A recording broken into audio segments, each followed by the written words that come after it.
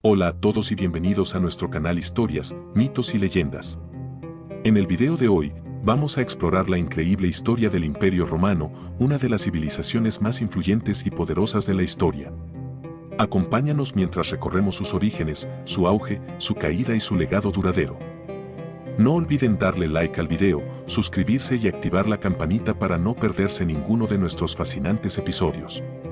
Comencemos. El Imperio Romano llegó a ser durante su esplendor, 117 EC, la civilización con la estructura sociopolítica más extensa del Occidente. Hacia el 285 EC, el imperio había crecido demasiado para ser regido por el gobierno central de Roma hasta que fue dividido por el emperador Diocleciano, r. 284 a 305 EC, en dos partes, el Imperio de Oriente y el de Occidente. El Imperio Romano comenzó cuando César Augusto, r. 27 a.C. 14 EC, se convirtió en el primer emperador de Roma y terminó en Occidente, cuando el último emperador romano, Rómulo Augusto, r. 475 a 476 EC, fue depuesto por el rey germano Odoacro, r. 476 a 493 EC. El este continuó siendo el Imperio Bizantino hasta la muerte de Constantino XI, r. 1449 a 1453 EC, y la caída de Constantinopla ante los turcos otomanos en 1453 EC. La influencia del Imperio Romano en la civilización occidental fue profunda y sus contribuciones perduraron virtualmente en cada aspecto de la cultura occidental. Las primeras dinastías. Después de la batalla de Actión el 31 a.C., Cayo Octavio Turinio, sobrino y heredero de Julio César, se convirtió en el primer emperador de Roma y tomó el nombre de César Augusto. A menudo se considera a Julio César como el primer emperador de Roma, pero esto no es correcto. Él nunca tuvo el título de emperador, pero sí el de dictador, título que el Senado se vio obligado a concederle ya que César tenía el mando supremo del ejército y poder político al mismo tiempo. En cambio, el Senado sí le otorgó a Augusto el título de emperador adulándolo y concediéndole poder, ya que había destruido a los enemigos de Roma logrando así la tan ansiada estabilidad. Augusto gobernó el imperio desde el 31 a.C. hasta el 14 EC cuando muere. Durante este tiempo, tal y como él mismo cuenta, encontró a Roma hecha de ladrillo pero la dejó hecha de mármol. Augusto reformó las leyes de la ciudad y por extensión, las del imperio, aseguró las fronteras romanas, inició grandes obras públicas, llevadas a cabo por su fiel general Agripa, L. 63 a 12 a.C., quien construyó el primer panteón, y aseguró la fama del imperio por tener el mayor poder cultural y político conocido hasta entonces. La Pax Romana, paz romana, también conocida como Paz Augusta, que él mismo inició, fue un periodo de paz y prosperidad desconocida hasta entonces y que duraría más de 200 años. Cuando Augusto muere, el poder pasa a manos de su heredero, Tiberio, r. 14 a 37 EC, que continúa muchas de las políticas de Augusto pero que no tuvo la fuerza de carácter y la visión que definió a Augusto. Su línea de trabajo continuó, más o menos constante, con los emperadores que le sucedieron: Calígula, r. 37 a 41 EC, Claudio, r. 41 a 54 EC, y Nerón, r. 54 a 68 EC. A estos 5 primeros gobernantes del imperio se les conoce como la dinastía Julio-Claudia, debido a ser descendientes de la familia _gens, por nacimiento o mediante la adopción, Julia y Claudia. Si bien Calígula se hizo famoso por su depravación y aparente locura, la primera parte de su reinado fue incomible como la de su sucesor, Claudio, quien logró expandir el poder de Roma y las fronteras en Britania. El gobierno de Nerón fue un caso diferente. Calígula y Claudio fueron asesinados durante su reinado, Calígula por su guardia pretoriana y Claudio aparentemente por su esposa. El suicidio de Nerón dio fin a la dinastía Julia-Claudia e inició un periodo de inestabilidad social conocida como el Año de los 4 Emperadores. Los 4 emperadores fueron Galba, Otón, Vitelio y Vespasiano. Después del suicidio de Nerón en el 68 EC, Galba asume el mando del imperio, 69 EC, y casi de forma inmediata se vio que no encajaba en el puesto. Fue asesinado por la guardia pretoriana. Otón le sucedió el mismo día de su muerte y algunos registros antiguos comentan que se esperaba que fuera buen emperador. Sin embargo, el general Vitelio buscó acaparar todo el poder y comenzó una breve guerra civil que terminó con el suicidio de Otón y el ascenso al trono de Vitelio. quien demostró no ser mejor que Galba dedicándose a una vida de lujo y ocio, dejando de lado sus responsabilidades. Las legiones declararon al general Vespasiano emperador y marcharon contra Roma. Vitelio fue asesinado por los hombres de Vespasiano y este tomó el mando justo cuando hacía un año que Galba había ascendido al trono. Con Vespasiano comienza la dinastía Flavia, que se caracterizó por promover grandes proyectos de obras públicas, prosperidad económica y la expansión del imperio. Vespasiano gobernó desde el 69 al 79 EC y durante este periodo comenzó las obras del Anfiteatro Flavio, el famoso Coliseo de Roma, que sería completado durante el reinado de su hijo Tito. Gobernó desde el 79 hasta el 81 EC. Durante el principio del gobierno de Tito, se produjo la erupción del monte Vesubio, 79 EC, que enterró las ciudades de Pompeya y Herculano. Las fuentes antiguas coinciden en alabar la gestión del desastre, incluyendo el gran incendio de Roma en el 80 EC. Tito murió de unas fiebres en el 81 EC y fue sucedido por Domiciano, que gobernó desde el 81 EC hasta el 96 EC. Domiciano aseguró y expandió las fronteras de Roma y reparó los daños causados por el gran incendio de Roma. Continuó con los proyectos de obra pública iniciados por su hermano y mejoró la economía del imperio. A pesar de eso, sus métodos y políticas autocráticas lo hicieron impopular entre el Senado romano. Fue asesinado en el 96 EC. Los 5 emperadores buenos. El sucesor de Domiciano fue su consejero, Nerva, quien funda la dinastía antonina que gobernó Roma entre el 96 y el 192 EC. Este periodo estuvo marcado por una creciente prosperidad debido a los llamados 5 buenos emperadores de Roma. Entre los años 96 y 180 EC, 5 hombres excepcionales gobernaron Roma y llevaron al Imperio Romano a un nuevo periodo de esplendor. Nerva, R. 96 a 98 EC. Trajano, R. 98 a 117 EC. Adriano, R. 117 a 138 EC. Antonino Pío, R. 138 a 161 EC. Marco Aurelio, R. 161 a 180 EC. Bajo su mandato, el Imperio Romano se hizo más fuerte, estable, y se expandió en tamaño y alcance. Lucio Vero y Cómodo son los 2 últimos emperadores de la dinastía antonina. Vero fue coemperador con Marco Aurelio hasta su muerte en el 169 EC y parece que fue una unión poco efectiva. Cómodos, R. 180 a 192 EC, hijo y heredero de Aurelio, fue uno de los emperadores más despreciados en la historia de Roma y fue conocido por su tren de vida lujoso a costa del imperio. Murió estrangulado por su compañero de lucha en la bañera en 192 EC. Con la muerte de Cómodo termina la dinastía antonina y sube al poder el prefecto Pertinax, del que se dice que planeó el asesinato de Cómodo. La dinastía Severa. Pertinax gobernó durante 3 meses hasta que fue asesinado. Le siguieron en rápida sucesión otros 4 emperadores en un periodo conocido como el Año de los 5 Emperadores, que terminó con el ascenso al poder de Septimio Severo. Este emperador gobernó Roma entre el 193 y el 211 EC, fundó la dinastía Severa, que derrotó a los Partos y expandió el imperio. Sus campañas en África y Britania fueron enormes y costosas, contribuyendo a las dificultades financieras de Roma. Fue sucedido por sus hijos Caracalla y Geta, siendo este último asesinado por Caracalla. Caracalla gobernó hasta el 217 EC, cuando fue asesinado por su guardaespaldas. Fue bajo su gobierno cuando la ciudadanía romana se extendió a todos los hombres libres del imperio. Esta ley se creó con el propósito de recaudar impuestos, ya que después de su promulgación, el imperio tenía más habitantes a los que aplicar las leyes de recaudación. La dinastía Severa continuó bajo la manipulación de Julia Maesa, a la que refiere como emperatriz, hasta el asesinato de Alejandro Severo, R. 222 a 235 EC. En el 235 EC, que llevó al imperio a un periodo de caos conocido como la crisis del siglo III, duró desde el 235 hasta el 284 EC. 2 imperios, Oriente y Occidente. A este periodo se conoce también como la crisis del imperio y se caracteriza porque Roma se encuentra en una guerra civil constante, ya que varios líderes militares luchan entre sí por el control del imperio.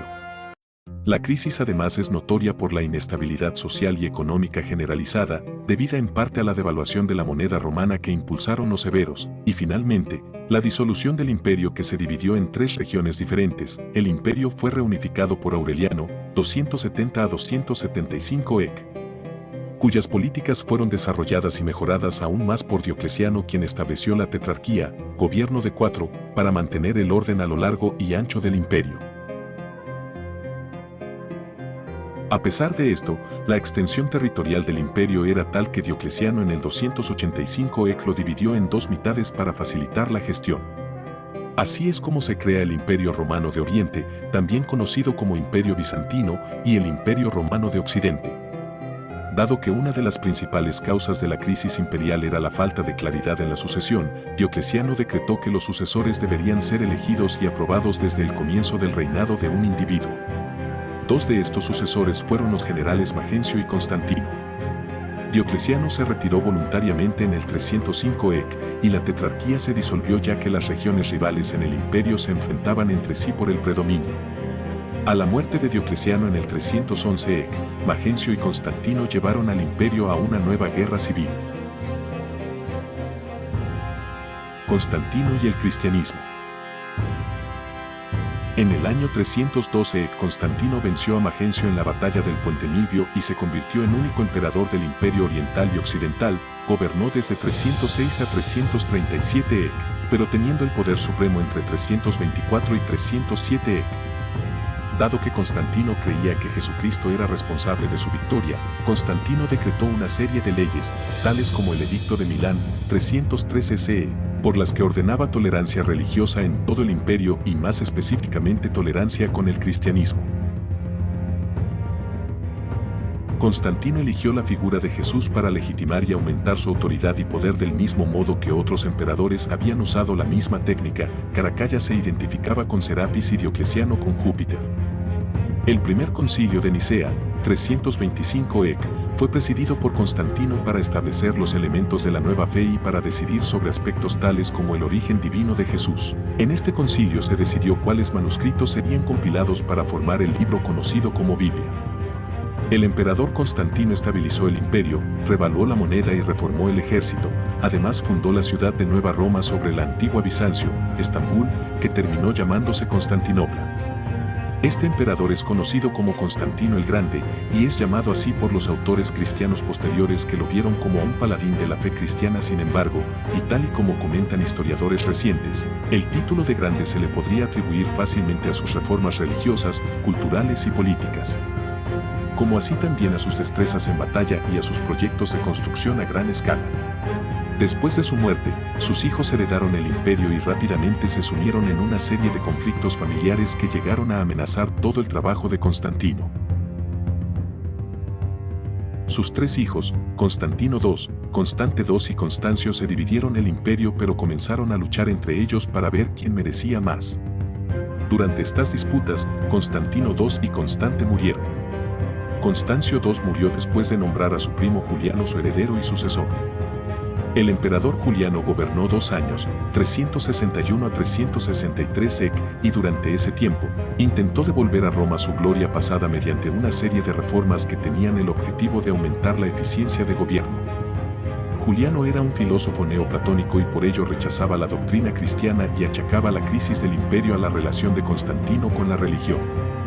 A pesar de que la política oficial de Juliano era de tolerancia con el cristianismo, terminó por quitar de puestos de gobierno de responsabilidad a personajes cristianos. También prohibió la enseñanza del cristianismo y su difusión. Además, vetó a los cristianos la entrada al ejército. Juliano murió en la campaña contra los persas y con él se terminó la dinastía que Constantino había comenzado. Fue el último emperador pagano de Roma y se le llegó a conocer como a Juliano el Apóstata por su oposición al cristianismo. Después del corto mandato de Joviano, que restableció el cristianismo como la fe del imperio y que revocó los edictos de Juliano, la responsabilidad del imperio recayó en Teodosio y Teodosio, 379 a 395 EC, quien puso fin a las reformas religiosas iniciadas por Constantino y continuadas por Joviano.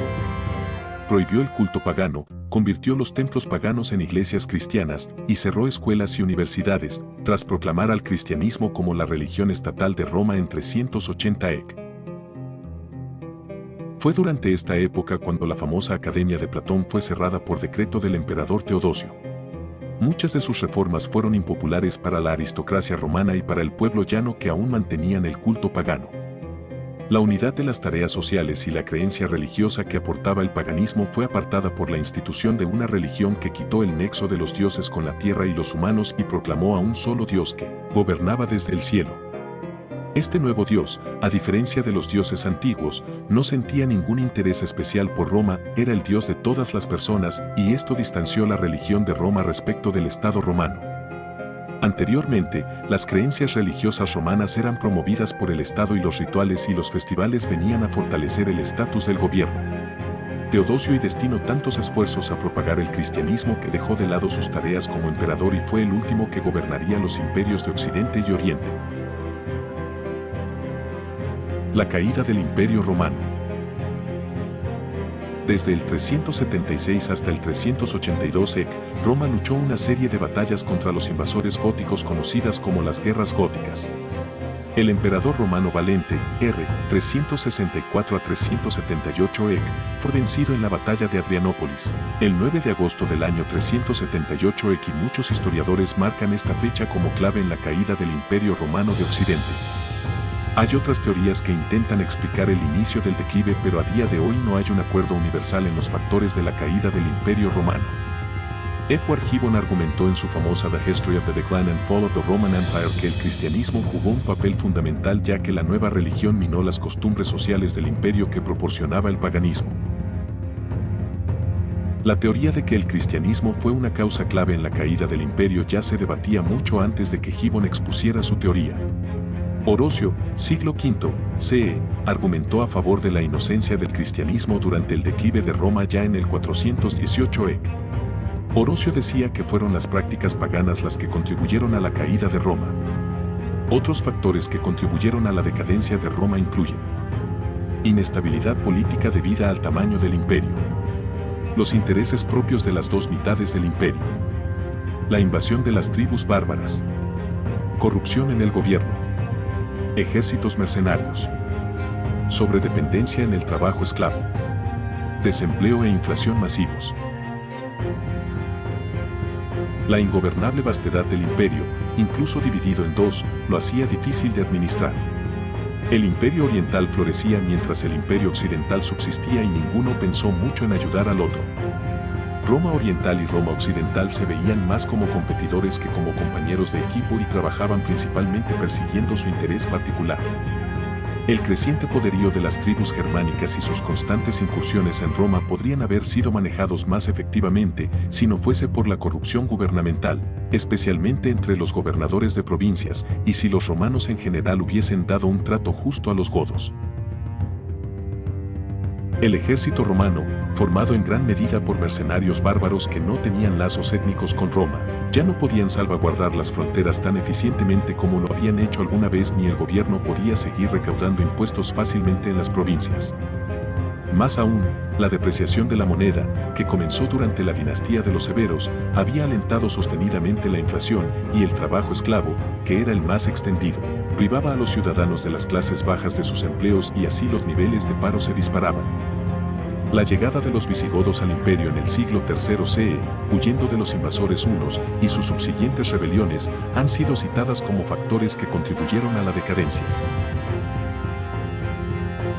El Imperio Romano de Occidente terminó oficialmente el 4 de septiembre del año 476 de la Era Común, cuando el emperador Rómulo Augustulo fue depuesto por el rey germano Odoacro, si bien algunos historiadores datan el acontecimiento en el 480 con la muerte de Julio Nepote. El Imperio Romano del Este continuó como el Imperio Bizantino hasta 1453 y a pesar de que al principio se le llamaba Imperio Romano, ya no se asemejaba al mismo. El Imperio Romano Occidental se convertiría en el Sacro Imperio Romano, 962 a 1806 que era un imperio solo en el nombre. El legado del Imperio Romano. Los inventos y la innovación que se generó en el Imperio Romano alteraron las vidas de sus antiguos habitantes y continúan aplicándose en distintas culturas de todo el mundo aún hoy día. Los avances en la construcción de caminos, en la arquitectura, fontanería, la construcción de acueductos e incluso cemento de rápido secado fueron inventadas o mejoradas por los romanos. El calendario usado en Occidente viene del que Julio César proclamó y los nombres de los días de la semana, en lenguas romances como el español, y meses y años también provienen de Roma. Incluso la práctica de devolver alguna compra que uno ya no quiere viene de Roma, cuyas leyes consideraban legal que un consumidor retornara alguna mercancía defectuosa o no deseada al vendedor. Los complejos de apartamentos, conocidos como ínsulas, retretes públicos, candados y llaves, periódicos e incluso los calcetines, todos son inventos romanos, zapatos, el sistema postal, copiado de los persas, cosméticos, lupa y el concepto de la sátira en literatura. Durante la época del imperio se hicieron muchos avances en los campos de la medicina, leyes, religión, el gobierno y la guerra. Los romanos eran adeptos a coger prestado y mejorar aquellos elementos o conceptos que encontraron en las tribus locales de las regiones que iban conquistando. Es por ello que es difícil saber qué es invención romana y qué es una mejora o en un concepto, técnica o herramienta que ya existía. Sin embargo, podemos estar seguros de que el Imperio Romano dejó un legado que continúa afectado a la forma de vida de las personas incluso en nuestros días. A pesar de su caída, el legado del Imperio Romano perdura hasta hoy. El Imperio Bizantino, o Imperio Romano de Oriente, continuó hasta la caída de Constantinopla en 1453. El derecho romano, la ingeniería, la arquitectura y la lengua latina han influenciado profundamente a la civilización occidental. Monumentos como el Coliseo, el Panteón y las carreteras romanas son testamentos de su grandiosa ingeniería y cultura. La historia del Imperio Romano es una de las más fascinantes y complejas de la humanidad. Desde una pequeña ciudad en el Tíber hasta un vasto imperio que abarcaba 3 continentes, Roma dejó una huella indeleble en la historia. Gracias por acompañarnos en este recorrido por la historia del Imperio Romano. Si disfrutaron del video, no olviden darle like, compartirlo y suscribirse para más contenido emocionante sobre las grandes civilizaciones de la historia. Nos vemos en el próximo episodio.